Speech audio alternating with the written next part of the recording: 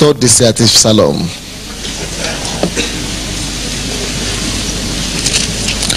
Я проповедую сегодня на теме, чтобы утвердиться на веки и веки. Чтобы утвердиться на веки. Утверждение на веки или чтобы утвердиться на веки. 7 и 8 стихи 110. До того, как мы будем читать это местописание, я просто хочу вам сказать предусловие. Все мы нуждаемся в том, чтобы Бог утвердил нас. Очень много трагедий происходит с людьми только по причине того, что они не утвердились Богом. Вы видите семьи, которые вроде бы были счастливыми в начале их пути. Они знакомились, счастливы такие, со светами ходят, встречают друг друга, все думают, это будет хорошая семья, счастливая семья. И проходит 2 года, и эта семья, которой все завидовали, вдруг распадается. Брак прекращается. Развод. Часто мы видим такие бизнесмены перспективные, которые начинают хорошо, они начинают свой бизнес, все хорошо, а потом где-то на дороге что-то не то распалось. Я уже видел бизнесменов, которые стали бомжами. Я уже видел бизнесменами, которые стали подпольщиками. Я уже видел бизнесменами, которые депрессии, от страха, что их ищут, их убьют. Я уже видел всяких людей, которые были сначала высокими, но теперь низкие. Я увидел людей, которые сначала просветались, но теперь ничего у них не получается. Не потому что они плохие, но потому что их дела не были утверждены Богом. Но сегодня я хочу проповедовать, как народ Божий мы должны жить выше среднего. Мы должны знать, что Бог говорит нам. Ибо мы народ Божий, мы не должны быть лишены благодати и возможности утвердиться. Мы не должны быть лишены возможности жить хорошую жизнь. Почему мы имеем такой шанс? Почему мы имеем право на хорошую жизнь? Потому что Бог, Он автор жизни. Он наш Отец, Он наш Создатель. Он не просто наш Создатель, Он еще и наш руководитель, Спаситель и Господь, который ведет нас по жизни каждый день. Он спас нас, и мы общаемся с Ним. Но больше того, Бог, который знает жизнь, который создал жизнь, дал нам путеводитель по жизни. Путеводитель жизни, инструкции жизни есть Библия. Это то же самое, что недавно, допустим, на Новый год, церковь решила мне подарить магнитофон. Нет, не магнитофон, телевизор. Церковь мне подарил телевизор. Я никогда не видел такой телевизор. Хороший телевизор. Саню. Я видел где-то, но у меня никогда не было. Я знал, как подключать другие телевизоры. Но этот телевизор я не знал, как подключать. Что мне оставалось делать? Я открыл коробку, и я увидел там паспорт. Что там было написано в паспорте? Инструкции. Как эксплуатировать или как использовать телевизор, который мне подарили. Когда я читаю инструкцию, мне становится ясно, как влезть, куда, как что делать, как что подключать. И таким же образом я себе не сорву телевизор. Я не поршу твой телевизор, если я буду следовать инструкциям. Но если я буду полагаться на свои знания и на свои опыты предыдущих телевизоров, я могу наделать много вредного. То же самое, Бог есть автор жизни. Он понимает жизнь больше, чем любого из нас. Он знает. Почему? Потому что Он создал жизнь. Он также знает, что точно как такой же пример, как с телевизором, нам с вами необходимо знать или иметь инструкцию, паспорт жизни, чтобы мы могли следовать или исследовать Библии, считать это путеводитель жизни и следовать этим инструкциям. Он знает, что живя по этим инструкциям, которые написаны в Слове Божьем, что нам мене заблудимся здесь на земле. Нам будет легче жить, чем других людей. Когда я пришел к Богу, мне было 19 лет, но зато я жалел об одном, что почему так поздно пришел к Богу. Потому что я в 19 лет своей жизни жил без этой инструкции жизни. А если человек живет без инструкции, я наделал много ошибок. Но слава Богу, что лучше поздно, чем никогда. Теперь, благодаря Слову Божьему, благодаря Библии, я могу исправлять некоторые вещи, где я раньше заблуждался и ошибался. То же самое мы можем говорить о вас. Так что, слава Богу, что у вас есть Библия. И благодаря тому, что мы христиане, изучающие Библию, не только христиане, исповедующие Христа без Библии. Не просто христиане, исповедующие христианство без Христа. Мы есть христиане, которые хотят знать Бога, так как Бог говорит о самом себе. Не то, как кто-то рассказывает нам о Боге, но то, как Бог о себе говорит. Вот почему мы делаем ударение на Слово Божие. Лучше Бога никто нам не расскажет о Боге. Поэтому я говорю, что мы имеем привилегию изучать Библию, и поэтому, если мы будем следовать по этому слову, которое мы будем читать здесь, нам не придется совершать такие ошибки, которые совершали миру, и которые другие сейчас совершают без Христа Иисуса. Чтобы утвердиться навеки, что нам необходимо делать, чтобы наши дела утвердились. И не, было такого, что раньше, позавчера, допустим, или 2-3 года назад, у меня было все хорошо, хорошая работа, хороший автомобиль, хорошая дача, хорошая семья. А в этом году я снимаю квартиру, потому что у меня уже нету машины, нету дачи, нету семьи, и все распалось. Это не воля Божья. Бог не есть Бог разрушений, Бог не есть Бог уничтожения, Бог есть Бог созидания.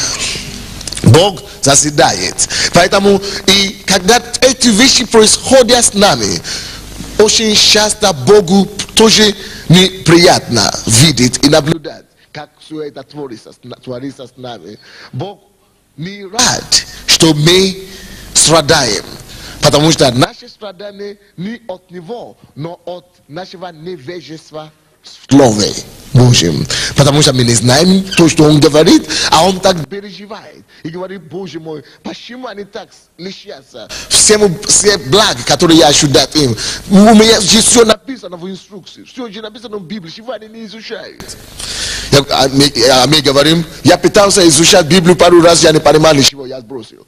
Поэтому есть церковь, поэтому я говорю: ходите в церковь, где могут разъяснять вам Библию, чтобы те, которые старше вас в Боге, могли сказать вам, как жить по инструкции Библии.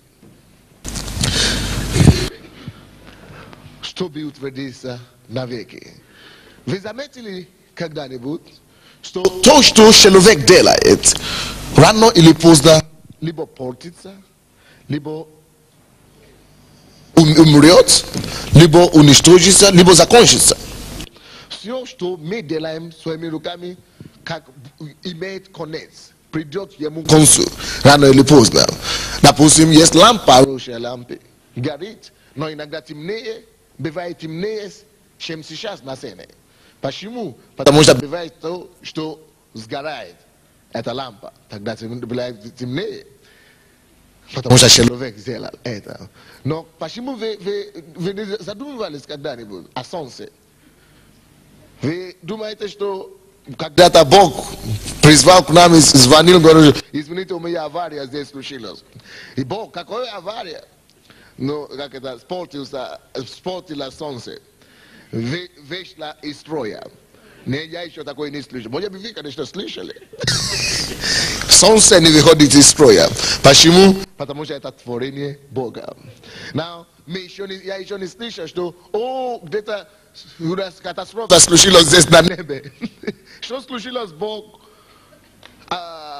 avalila na drugoj planet Luna. Luna avalila nam nekuda hadi tebe sio timno. Oni говорит, что извините, не выходите пару дней, потому что мне надо ремонтировать Луну.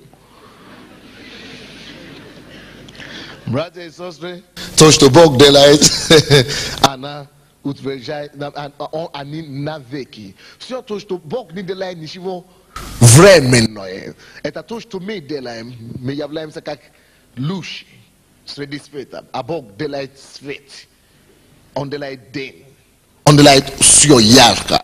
Это не просто луч. Это не просто какой-то, ну, как растение. Или цветок, роза, который сегодня прекрасно выглядит, цветет.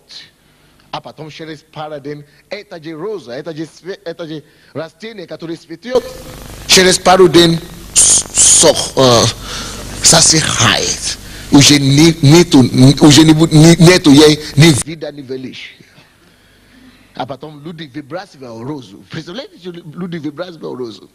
Когда женщины начинают выбрасывать розу, знаете, что-то серьезно случилось с этой розой. Обычно женщины схватывают за розы. Но чтобы когда они начинают выбрасывать розы, значит она засохла. Правильно? Потому что теперь она уже никуда не годная. Потому что Бог не хочет, чтобы твоя жизнь была вот подобная. Бог не хочет, чтобы то, что ты делаешь, было что-то вот подобное. Бог хочет, чтобы твоя жизнь... Никогда там не плачу от бессилия по ночам. Там все... Бог хочет, чтобы навеки была утверждена твоя жизнь. То есть, даже если ты умрешь, чтобы твоя жизнь продолжала принести людям благословение даже после твоей смерти. Но вы видите, что это возможно? Я живу такую жизнь на основании Слова Божьего, и я рассчитываю на то, что даже если я умру, я хочу сеять любовь в людях. Я хочу так сеять себя в людях, что когда меня не будет 100 лет спустя, эта семья будет продолжать принести плоды. И это то, что Бог хочет. Если ты создаешь семью, Бог не хочет, чтобы ты нарожал детей, которые принесут только тебе горе, и ты тебя убьют. Бог хочет, чтобы твоя семья и брак стал благословением и счастьем для тебя. Как вы думаете? Вы думаете, Бог создал брак, и чтобы мы рождали детей, чтобы потом мы умерли от инфанта? От наших детей? Нет, Бог создает семью, чтобы наоборот прибавить к нашему счастью, чтобы прибавить к нашей радости. Но счастье, увы, не так происходит. Не потому что Бог плохой, но может быть из-за того, что мы что-то не понимали в Божьем Слове или в жизни. Мы не понимали в жизни, потому что мы не были знакомы с Словом. Но когда мы будем быть знакомы со Словом Божьим, тогда мы сможем знать, как себя вести в жизни, чтобы не были некоторые подобные явления, которые у нас имеют место сейчас. Аминь. Давайте прочтем это местописание. 7 и 8 стихи. Говоря о Боге. Дела рук Его истина и суд. Все заповеди Его верны, тверды на веки и веки, основаны на истине и правде. Но я объясню вам это местописание. Речь идет о делах рук Господа Бога. Библия говорит нам, что дела рук Его истина и суд. И все заповеди Его верны, Бог говорит нам. На 8 стих. Извините, Дух Святой меня прибывает. У кого-то опухоль в теле. Положите руку и примите ваше освобождение. Господь хочет удалить опухоли. Именем Иисуса. Да будет так, Господь. 8 стих. Тверди дела рук Его и заповеди Его. Библия говорит, tvrde na veki I veki, asnovane na istine I pravate ili pravde. Now, rich idiot Adela Ruk Boga. Biblia говорит нам, что они тверды, Почему? 8 стих. Почему дела руки Бога утверждены и тверды на веки и веки? Почему луна тверда на веки и веки? Почему солнце не падает и не прекращает функционировать? На профилактику Бог не уходит. Почему? Потому что 8 стих говорит нам, что дела его рук тверды из-за чего? Потому что его дела, все дела, которые Бог делает, основаны на истине и правде. Или правоте. Правота и правда, здесь почти то же самое. То есть, все то, что Бог делает, Он делает в правде и в истине. Братья и сестры, правда и истина, если на них основано все то, что Бог делает, служат тут фундаментом для всего творения Божьего. То есть Бог имеет фундамент во все то, что Он делает. Какой фундамент? Как Он выглядит? Истина и правда. Или правоте. Now, чтобы нам было более понятно. Кто из вас знает, для того, чтобы построить здание, любое здание нуждается в фундаменте. Кто-нибудь в курсе? Любое здание, необходимо, чтобы оно стоило, необходимо, чтобы оно было построено под фундаментом. Now, фундамент в курсе решает многого относительно будущего или будущего любого строения. Вы думаете, это правда? Фундамент играет немаловажную роль. Now, вы в курсе, что когда здание или дом построен на твердое основание, выдерживает ветра, выдерживает даже землетрясение. Но, напротив же, когда здание основано на слабом советской технике, не советской, иногда тоже советский тоже бывает такие, но ничего.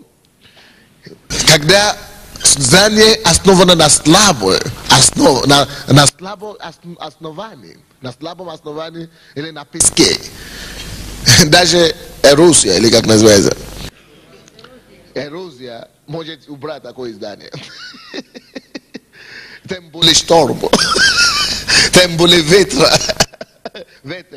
То есть, если дом построен на слабое основание, на песке, а такое здание не выдержит испытание времени.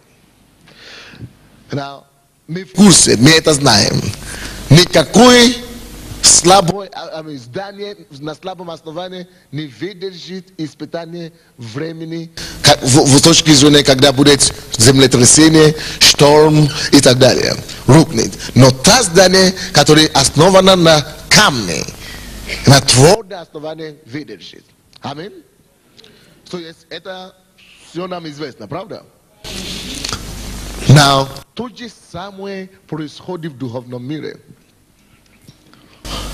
Мы говорим о том, что точно таким же образом, как есть фундамент для физических строений, которые мы строим, точно таким же образом, хочешь, не хочешь, или ты знаешь об этом, или не знаешь об этом, все, что ты делаешь в жизни, в духовном мире, имеет какой-то фундамент.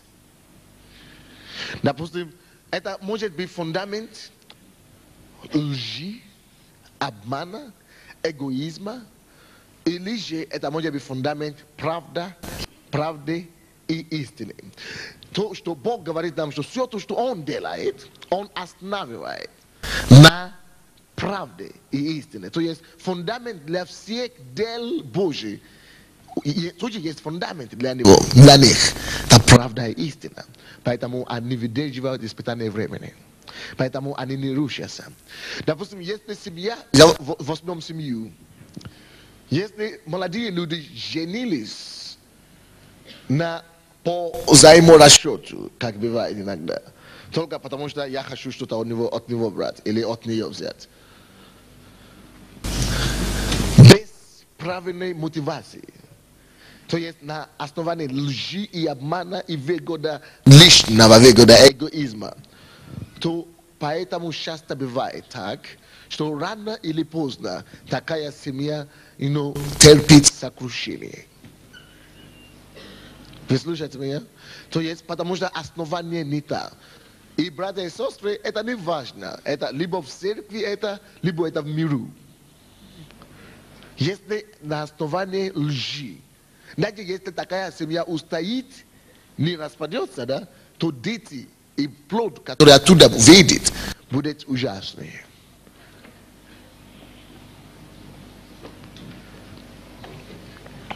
Допустим, Библия говорит молодым людям, которые не женаты, мы думаем, что это очень старомодная такая заповедь. Как это так? Это не современная заповедь. Что ложа должна быть непорочная и чистая перед браком. Это значит, молодые люди не должны жить вместе. Вы знаете, как люди сейчас гуляют? Просто я имею девушку, у меня девушка, у меня парень. И они начинают жить вместе сексуальную жизнь. Библия говорит, что это грех, это называется блуд. И, допустим, мы думаем, это старомодный Бог, несовременный. Это ты так думаешь. Но на самом деле Бог очень современный. Он защищает тебя. Он не ради себя это делает. Он не ревнует твою жену или твою девушку. Это будет все равно твоя девушка. Это будет все равно твой парень.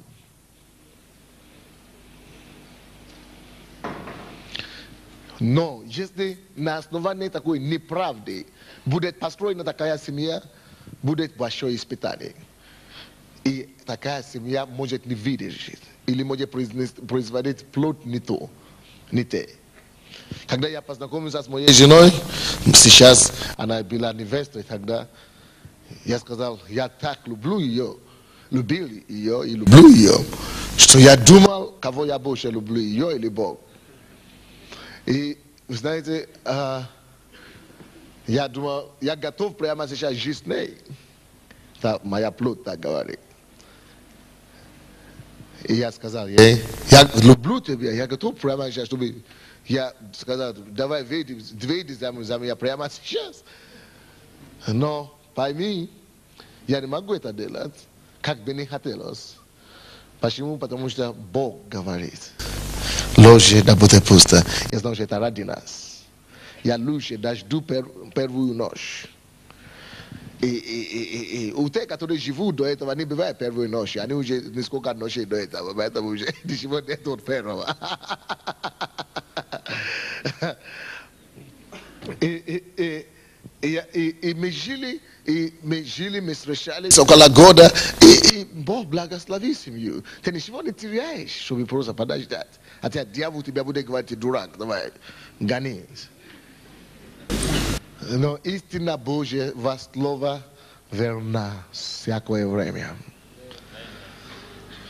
Или люди, которые женаты или замужем, и имеют 3 девушки еще, чтобы просто... Они говорят, кто это? Ну, просто мои любовники. Это тоже неправильно. Это называется прелюбодеяние. Это может портить твою семью. Такие вещи не доживаются долго. И такая семья долго не выдержит испытание времени. Поймите, что любая семья, либо христианина, любое дело вообще. Вы знаете, вы в курсе, что в Киеве, допустим, есть здание, Разные здания и дома. Вы в курсе, что когда ветер идет на Киев, это дует на каждый дом. Не дует специально только на дома, которые построены на камне, или только на дома, которые на слабом основании.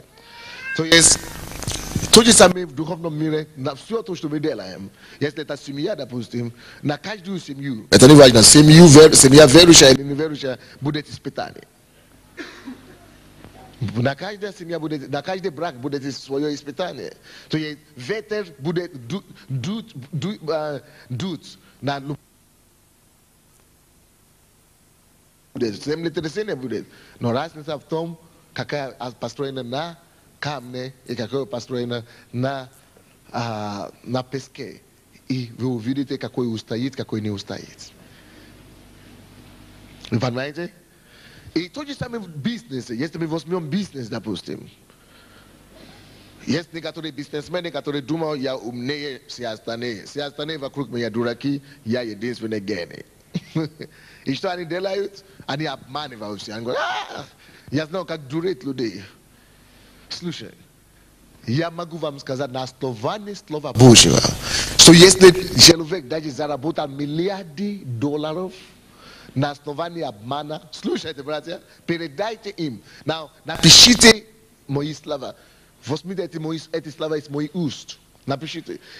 Не важно, сколько миллиардов долларов человек заработал на основании лжи. Я могу гарантировать вам, что рано или поздно он потеряет все. Рано или... Потому что навеки утверждены и длятся только то, что построено на правде и истине. И ты скажешь, ну я знал мои соседи. Они уже, я 10 лет знаю, 20 лет. Они дурят люди, как дурили люди 10 лет, они так и дурят. И хорошо живут, лучше всех. Ты думаешь, что почему Бог их не наказывает? Почему Бог не наказывает, не собирает? Слушай, ты думаешь, 10 лет знаешь игра, или сколько, 20? Это еще не срок. Я сказал, рано или поздно. Ты понимаешь, что перед Богом 1000 лет это как один день. Так что рано или поздно обозначает на самом деле рано или поздно. Это может быть через, потому что 10 лет или 20 лет это как час перед Богом.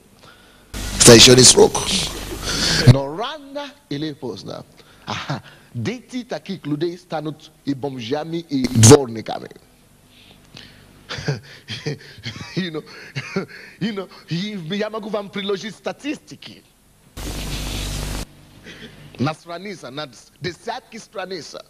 Люди, которые в 18 веке, их дети, их предки были кем-то. Большими дворянами и богатыми людьми.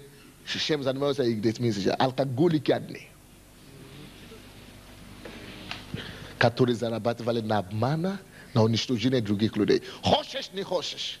Многие из них, они держат детей инвалиды, уродливые дома.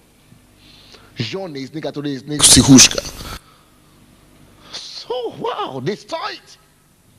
Не стоит строить что-нибудь на основании лжи, обмана или уничтожения другой судьбы и другой жизни. Не стоит. Слишком дорого стоит. Слишком дорого стоит. Не строй свою жизнь на уничтожение другого человека. Не построй свою жизнь на уничтожение другой судьбы. Не попробуй это делать. Лучше ничего не иметь, но иметь праведное сердце. Чем иметь горе богатств, которые незаконно, неправильно заработано. Не стоит at all, Не пробуй, оно слишком дорого. Ты не можешь себе это позволить. Ты не можешь себе это позволить. Потому что Бог тебя найдет все равно. Ты не можешь обыграть Бога. Но это духовные законы. Ты не можешь обойтись или обыграть Бога. Он поймет тебя. Он поймает тебя. Рано или поздно. Слушай. Библия говорит нам, что лучше праведник с кусками, как сухими хлебами, или как написано. А? Лучше кусок сухого хлеба, чем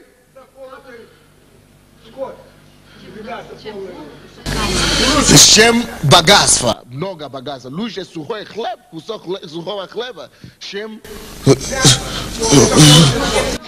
двор мясо. Лучше, братья и сестры. Дорогой мой, скажите мне, где находятся сегодня люди, которые правили Украину и Советский Союз 10 лет, 15 лет тому назад, эти мафии, эти все. Вы думаете, что мафия всегда есть? Да. Но те, которые были 10 лет тому назад, 5 лет тому назад, где они находятся сейчас? Либо их уже все, они уже застрелили друг друга, либо их уже посадили в тюрьму, либо некоторые просто убежали куда-то, семья или повесились, или просто в аварии попали, извините. Где они? Даже если они в Верховном Совете сейчас, вы посмотрите, где они будут завтра. Некоторые не будут лежать с спидом, с раком, с инвалидом. Может быть, тогда мы думали, мы завидовали их. Теперь они тебя будут завидовать. Лучше праведный не чем богатый неправедным сердцем.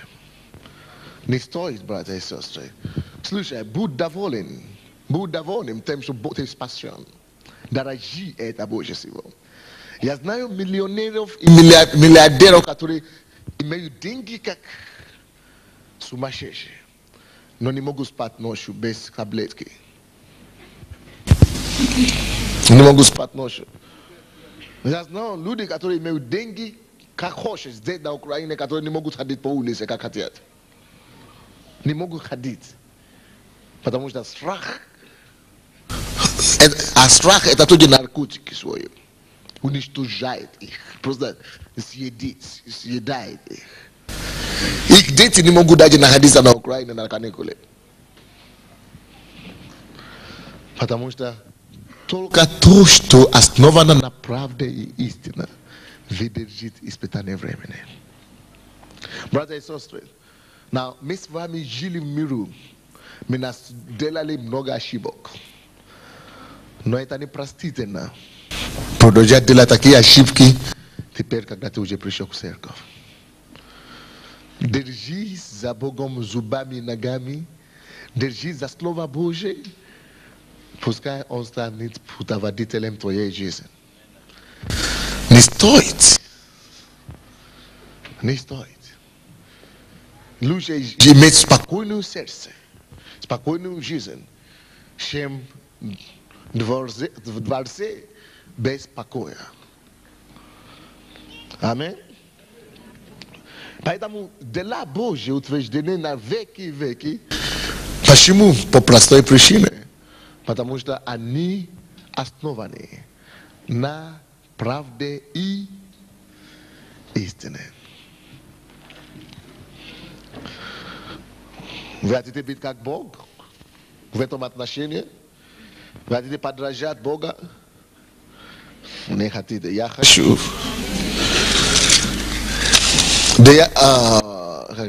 Второзаконие. Откройте Второзаконие 32.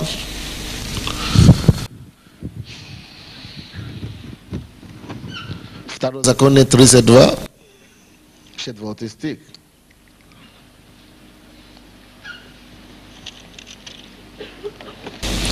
Второзаконие 32:4. Написано: Он твердыня. То есть Бог, есть твердыня, совершенные дела Его. И все пути Его праведны. Бог верен, и нет неправды в Нем. Он праведен и истинен. Отметьте себе первое слово там. Он твердыня. Слушайте, братья, не нужно Бога утвердить. On sam jest twierdzenia. I przyczyna, почему on jest twierdzenia, widzicie w tym стихе двое тоже идет. Это он твердыня. Почему? Потому что совершенны дела его. И потому что все пути его праведны. Все его дела и пути основаны на правде. Бог верен, вся его он верен. И нет неправды в нем. Нет неправды в нем. Это значит на истине. Он праведен и истинен. На правде и истина он все его отношения ведет. Если ты такой разумный очень, что ты любишь обманывать людей. Вы знаете, есть такие люди, которые они просто любят обманывать. Ну, вот их отношения не чистые. Взаимоотношения неправильные. То есть они любят обманывать других людей. Слушай, у тебя нет будущего. Если у тебя такое жизнь. Нет будущего. Твоя жизнь, твои отношения с людьми, пускай они будут основаны на правде и истине. Вот то, что утверждает человека. Это то, что тебя утвердит тоже. Скажи соседу, ты нуждаешься в Божьем утверждении.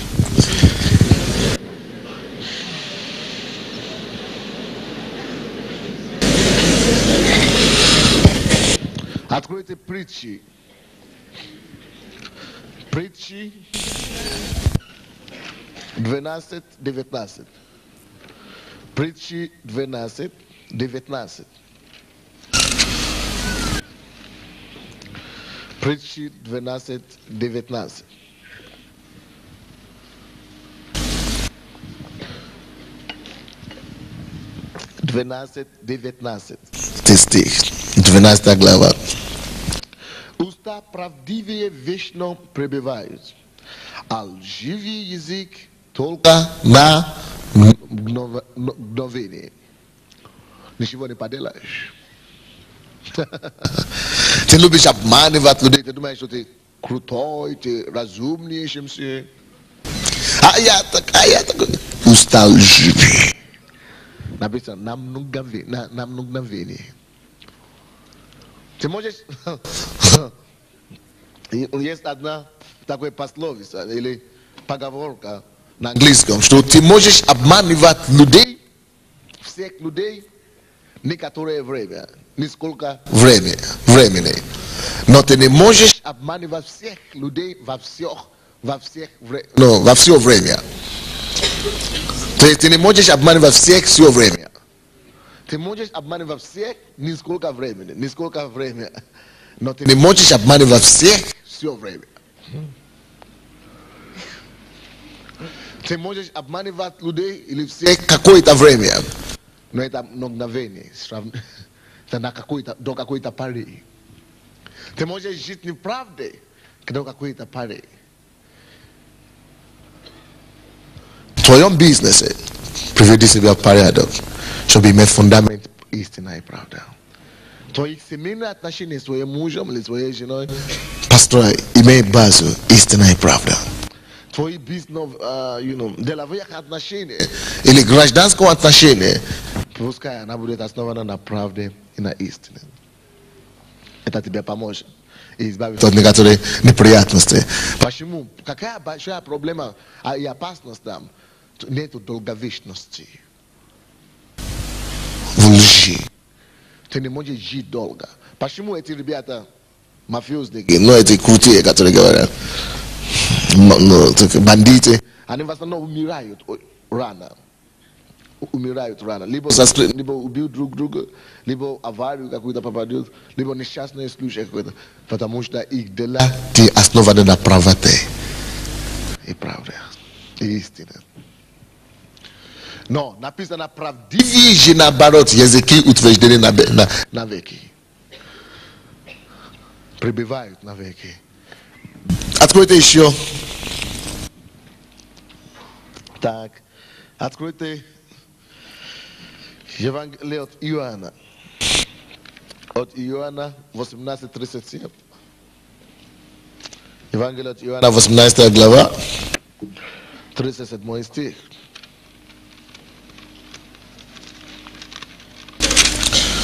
38 стих.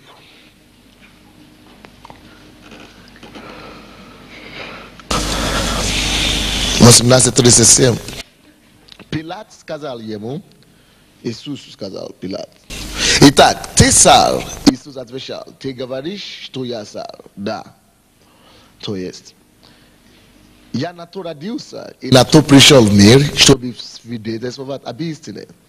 Всякий, кто от истины слушает гласа или голоса моего. Отметьте себя, что Иисус говорил. Его хотели распять, убить, и его Пилат хотел его простить, только чтобы он отрицал, что он не есть царь. Но он говорит: ты сказал? Да. Так оно и есть. А потом начал говорить о его миссии. Он говорит: для того и пришел я на землю, чтобы засвидетельствовать об истине. Слушай, брат и сестра, Иисус может только засвидетельствовать на те дела в твоей жизни, которые основаны на истине, на правде. Иисус, то что значит свидетельствовать? Это значит, он дает свое согласие, он дает свое благословение. То есть Иисус здесь на земле сейчас и свидетельствует некоторым делам. Иисус, допустим, когда мы приходим к Богу первый раз, чтобы покаяться, Иисус видит и смотрит только на сердце. Как только что он увидит, что сердце поистине, что искреннее покаяние, он приходит и мы возрождаемся. Тогда мы только становимся новыми творениями. Получили возрождение, потому что есть только по правде. Поэтому очень многие люди выходят на сцену, плачут, каются, молятся так и уходят невозрожденные. Но сердце, которое будет возрожденное, которому Иисус будет свидетельствовать, только то, которое будет поистине, действительно жалеть его, желать этого. И Бог, меня-то можно обмануть? Но его-то не обманешь никак, он-то не ошибился. Когда он увидит правду, он придет и засвидетельствует. И точно такой же принцип работает в твоей жизни. Все то, что ты делаешь, в твоем бизнесе, в твоем хозяйстве, в твоей семье, когда ты поступаешь по истине, Бог приходит, чтобы благословить. Потому что он говорит: для всего пришел Сын человеческий в мир, чтобы засвидетельствовать истине. Ты не можешь засунуть ему ложь, чтобы он засвидетельствовать лжи. Никак не засунешь ему обман. Ты можешь меня обманывать, пожалуйста, на здоровье. Ты украл у меня деньги, чтобы пастор думал, что я самый верный человек в церкви. Конечно, пожалуйста, конечно, грамма туда я тебе дам. Но его-то уже никак не получится. К сожалению, не обыграешь его. Добрый пожаловать в реальность духовного мира. Шаката маракасалара бакатая. Он тебе только будет свидетельствовать истине. Только те вещи, которые соответствуют истине. Остальные твои лжи, твои коварства, твои самые. Как бы ты ни старался, можешь молиться как хочешь, плакать, делать вид. Он ждет, пока не будет истина. Вот это он утвердит.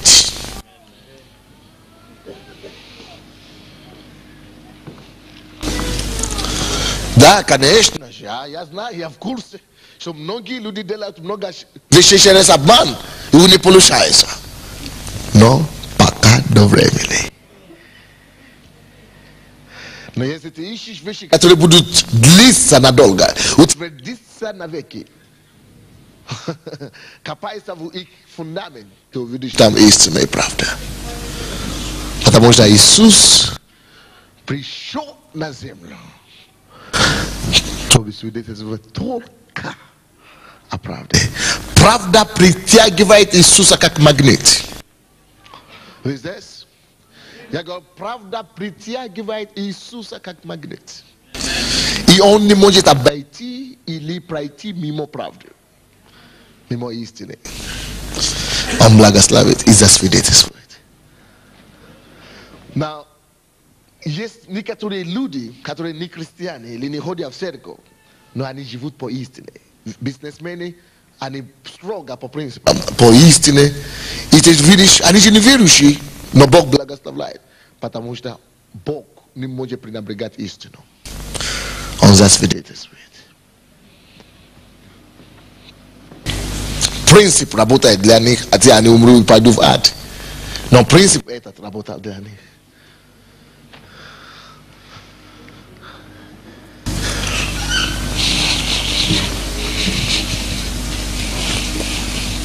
Братья, невыгодно нам оставаться во лжи. Невыгодно нам жить в неправде и обмане. Невыгодно нам построить свою жизнь и судьбу на то, что проходит и пройдет очень быстро. Лучше потерпеть, даже страдать или лишить времени удовольствия, но зато потом иметь вечное исполнение и утверждение по правде Божьей. Притчи 19:5. Я не буду считать, это только подтверждает то, что я сказал. Но давайте откроем Римлянам 3:13. Римлянам 3:13.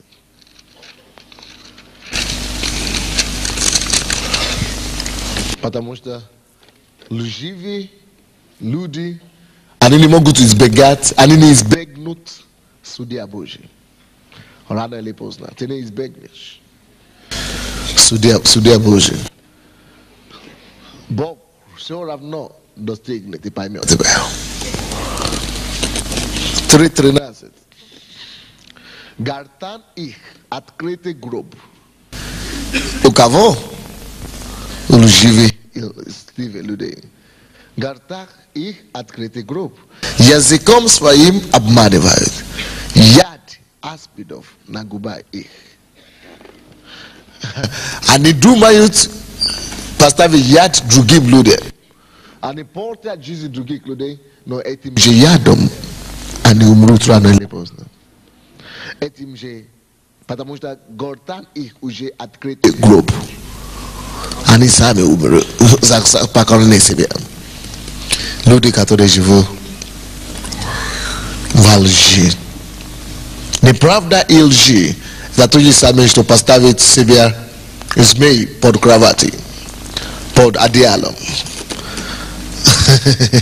Ты можешь не проснуться. Ты можешь, или ты проснешься, но надолго не будет. Однажды змей проснется, что есть добыча у него возле гортани. Исайя 54:14 говорит нам: ты утвердишься правдою. Дорогая сестра, дорогой брат, что тебя утвердит? Скажите, правда. Только правда утверждает человека. Правда утвердит вас. Неправда не утверждает. Это несчастье людям. Помните Ноа. Помните Авраама. Помните Лота. Авраама и Лота. Авраам утвердился. Лот потерял все. Даже свою собственную жену. И детей в результате.